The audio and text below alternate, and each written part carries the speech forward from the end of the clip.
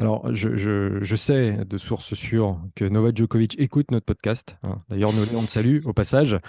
Euh, mais qu'est-ce qu'il faudrait en fait pour déstabiliser Alcaraz qui joue de cette manière? Ou plutôt, qu'est-ce qu'il ne faut pas faire, Arnaud? Là, on est sur Djoko, hein, c'est ça? Non, pas spécialement. C'est On est plus en fait globalement par contre rapport à la. Alcaraz? Ouais, globalement.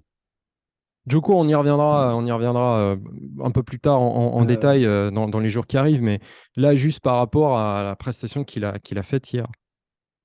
ouais, le problème, c'est que quand on pose une question comme ça, il faut éviter les poncifs.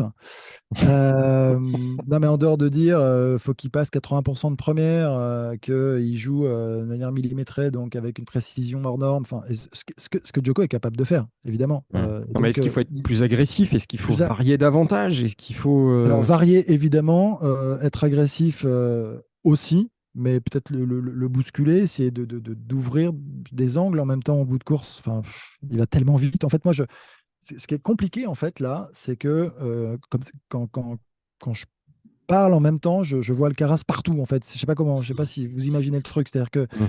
j'essaie de me dire comment tu peux essayer justement de contrer, enfin, quelle serait un peu la recette. Là, comme ça, honnêtement, je me demande si j'ai déjà vu ça à ce point. Quelqu'un d'aussi rapide, d'aussi endurant quand même, donc explosivité et tout ça. Quelqu'un qui envoie des deux côtés en voulant jouer en demi-volée, j'exagère peut-être, mais au moins au sommet du rebond à chaque fois, en variant énormément, parce qu'il varie aussi beaucoup. Il va énormément à la volée. Hmm. Et en plus, comme il frappe très très fort, il a tendance à repousser ses adversaires et il vous glisse des amortis quand vous êtes trop loin. Donc en plus, il voit tout. En fait, Il est lucide, ouais, c'est ça qu'il faut. c'est incroyable. Donc, Djoko, il est capable évidemment de le battre. Et, évidemment, il est capable parce qu'on est en grand chelem et Djoko en grand chelem, c'est pas la même. C'est pas Non, la mais même. 3-7 en plus. L'expérience peut jouer. Il peut se passer beaucoup de choses. Alcaraz peut jouer aussi un petit peu moins bien. C'est aussi possible, surtout face peut-être à un Djoko, encore plus peut-être contre un Djoko.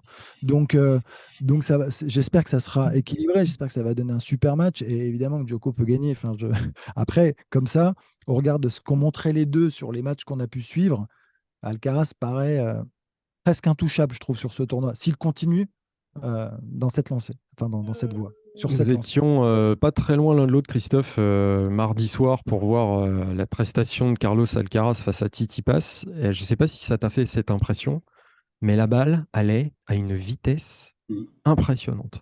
Ouais. Chaque frappe de balle, même les gens dans le public poussaient des cris en genre «Oh, je suis choqué de voir à tel Ça point fait ça allait peur. vite, quoi». Je ne sais Et pas puis, si ça fait, et puis ça fait la même chose.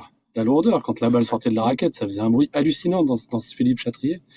Ah non, c'était impressionnant. Je suis pas sûr d'avoir déjà vu ça à Roland Garros. Si, je pense que j'ai vu ça une fois.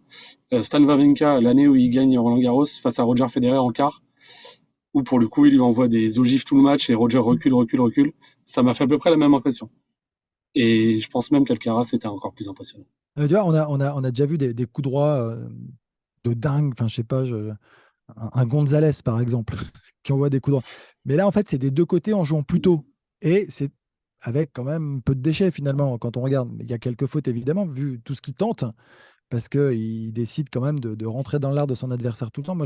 C'est quand même vraiment impressionnant. Mm. Et en fait, je pense que là, il commence vraiment à faire peur à ses adversaires Mm. Mm. avant le match. Ouais. Avant le match.